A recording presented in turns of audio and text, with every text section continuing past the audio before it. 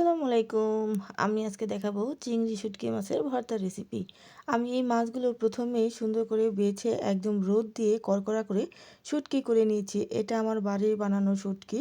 আর এই মাছগুলো অতিরিক্ত ঘ্রাণ একদম কি আর বলবো, খুবই ভালো মাছ, দেশি চিংড়ি মাছ। আর দেশি চিংড়ি মানে তো বুঝতে পারছেন।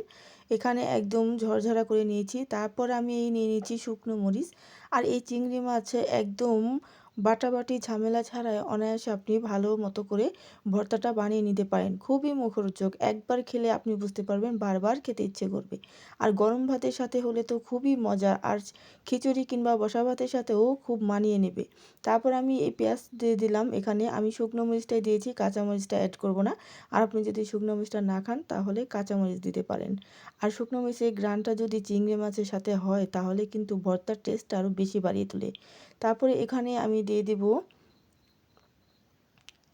যে চিংড়ি মাছগুলো শুকিয়েছে ওগুলো। আমি যতটুকু পরিমাণে ভর্তা করব ততটুকু পরিমাণে এখানে নিয়ে নেব।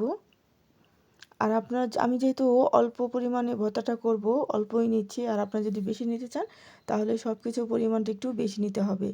তারপরে এগুলো আমি হাত দিয়ে দেখুন একদম ফাঁকি হয়ে যাচ্ছে। তাহলে বুঝতেই পারছেন যে চিংড়ি মাছটা কত ভালোভাবে একদম হয়েছে, মচমচে হয়েছে। আর এভাবে যদি আপনি ভর্তাটা করেন তাহলে দেখবেন যাকে খাওয়াবেন সে বারবার বলবে এরকম ভর্তা আরও বানাতে।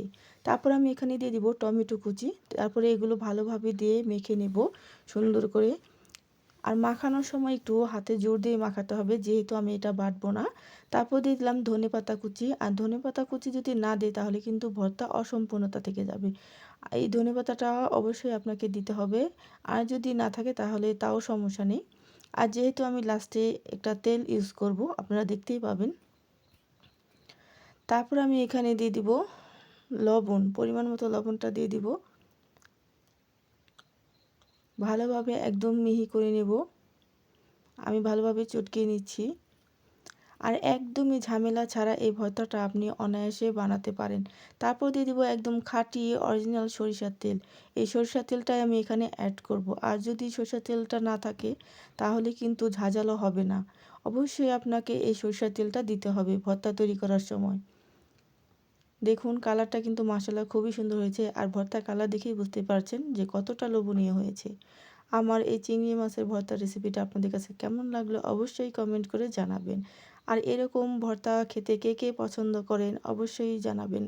দেখুন মাশাআল্লাহ খুবই সুন্দর হয়েছে, আর খেতেও কিন্তু খুবই দুর্দান্ত। আপনি এ বাড়িতে একবার ট্রাই করে খেয়ে দেখুন, তাহলে বুঝতে পারবেন যে এই ভর্তাটা কতটা লোভনীয়। আর যে যেখান থেকে এতক্ষণ পর্যন্ত আমার ভিডিওটি দেখলেন সবাইকে অসংখ্য ধন্যবাদ জানাই। আর এরকম মজার মজার ভিডিও পেতে অবশ্যই আপনি আপনার চ্যানেলের নোটিফিকেশনটি অন করে রাখবেন। তো সবাই ভালো থাকবেন, সুস্থ থাকবেন। আল্লাহ হাফেজ।